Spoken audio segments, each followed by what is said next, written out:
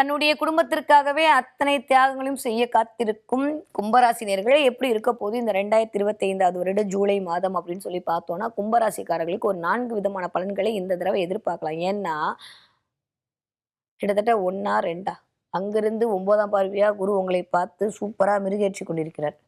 10க்கு சூரியன் வேற குருவோட அமைஞ்சு சிவராஜ யோகத்தை உண்டாக்கி இருக்கிறார். இந்த பக்கம் 10க்கு புதனோட.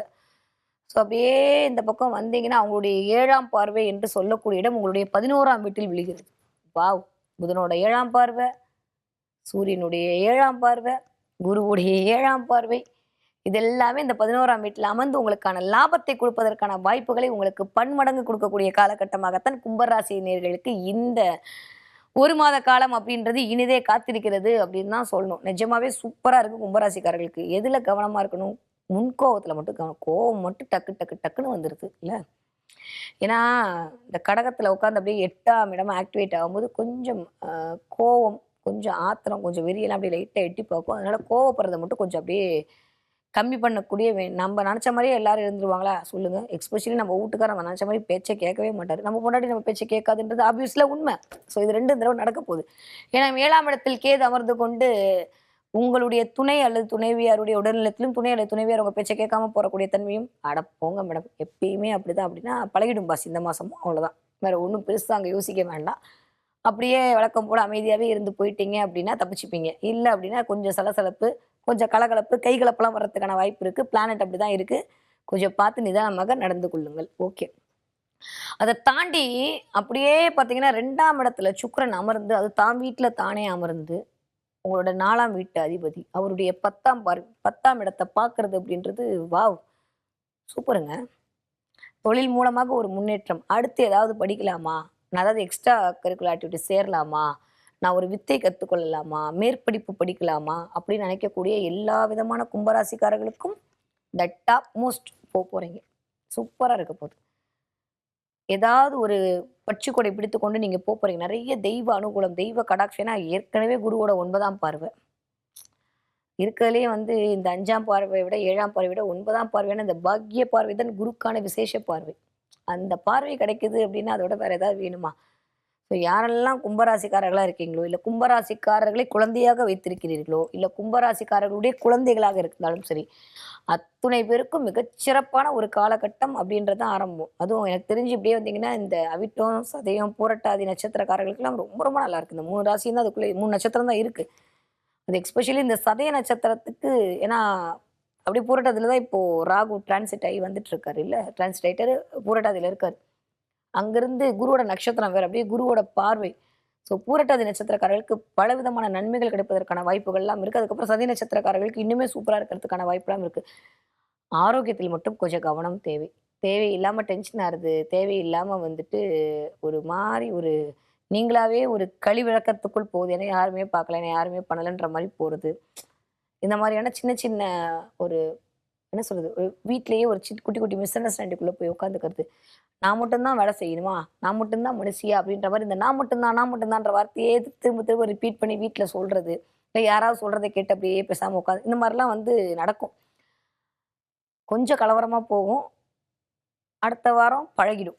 அதனால முதல் 4 வாரத்துல ஒரு 3 வாரம் கொஞ்சம் கலவரமா போகும். அடுத்த வாரம் பழகிடும் அப்படின்ற உண்மையை புரிந்து கொண்டீர்களே ஆனால், இந்த 1ஆம் இடத்து ராகுவும், இந்த 7ஆம் இடத்துக்கு கேதுவும் கரெக்ட்டா தான் வேலை செய்றாங்க அப்படின்றத நீங்க வந்து அண்டர்ஸ்டாண்ட் பண்ணிக்கலாம். ஓகே.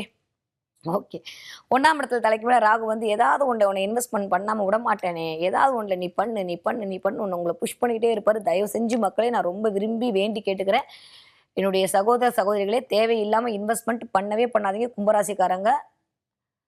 அது மிகப்பெரிய கடனிலும் மிகப்பெரிய மான பிரச்சனையிலும் கொண்டு போய் விட்டுரும். அதனால ஆன்லைன்ல ட்ரேடிங் பண்றது, ஆன்லைன்ல இது பண்றது இதெல்லாம் கும்பராசிக்காரங்க இப்போதைக்கு அவாய்ட் பண்ணிடுங்க. அதுவே உங்களுக்கு மிகச்சிறந்த சேமிக்காட்டியும் பரவாயில்ல, செலவு பண்ணாட்டியும் பரவாயில்ல. நான் வந்து அடுத்து வருன்ற மாதிரி ஏதாவது ஒன்றில் போய் மாட்டிப்பேன்ற மாதிரி ஆன்லைன் ஸ்கேம்லலாம் மாட்டிப்பீங்க. ஏன்னா புதன் வீட்டில் ஸ்ட்ராங்காக இருக்காரு. அங்கிருந்து அவர் 7ஆம் பார்வையாக உங்களுடைய 11ஆம் வீட்டை இயக்கி கொண்டிருக்கிறார்.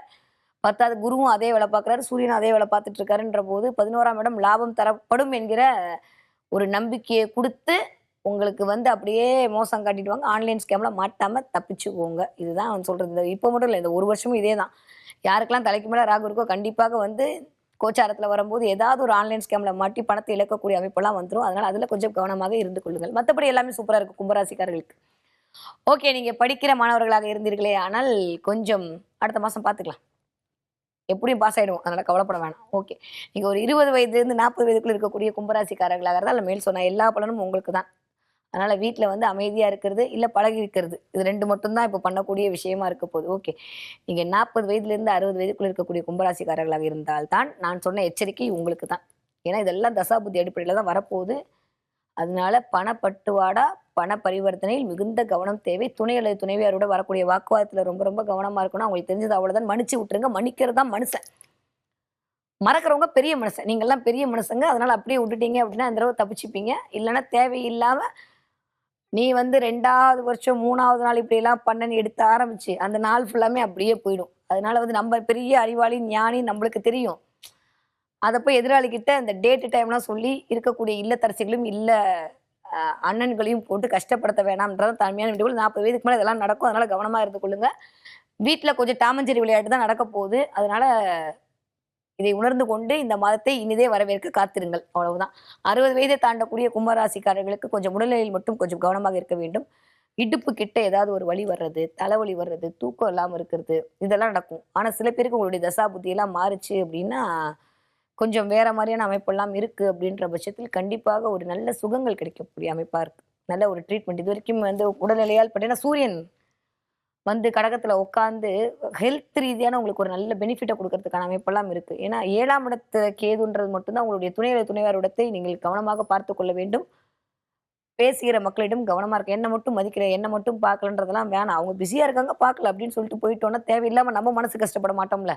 அதனால இந்த தாற்பயத்தை புரிந்து கொள்ளக்கூடிய காலகட்டமாகத்தான் 60 வயதை தாண்டிய கும்பராசிக்காரர்களுக்கு இருக்கிறது. ஓகே.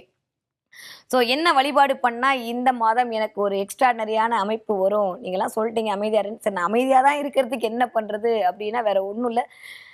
சாய்பாபா வழிபாடு உங்களுக்கு ஆகச்சிறந்த மாற்றத்தை தரக்கூடிய வழிபாடா இருக்கு. ஏதாவது ஞானிகளுடைய வழிபாடு, ராகவேந்தருடைய வழிபாடு, ஏதாவது சித்தர்களுடைய வழிபாடு, முடிஞ்சா சித்தர்களுடைய ஜீவசமாதிக்கு போயிட்டு வர்றது. அவர்களோட ஒரு கனெக்ஷன் வச்சுக்கிறேன். ஏன்னா ராகு இந்த 11ஆம் இடமே அமானுஷங்கள சொல்லக்கூடிய இடங்க. அந்த இடத்துல வந்து ராகு உட்கார்றான்னா ஆட்டோமேட்டிக்கா உள்ளுக்குள்ள அப்படியே வேற மாரி இன்ட்யூஷன் வரும்.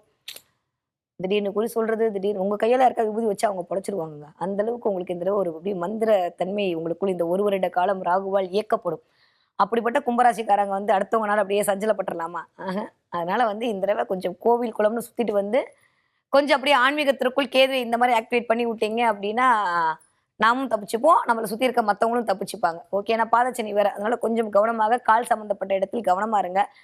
எந்திரிச்சு போகும்போது, வண்டி வாகனம் போகும்போது கால் சம்மந்தப்பட்ட இடத்தில் கவனமா இருங்க. பல்லு வலி வர்றதுக்கான வாய்ப்பு இருக்கு. அதுல கொஞ்சம் கவனமாக இருந்து கொள்ளுங்கள்.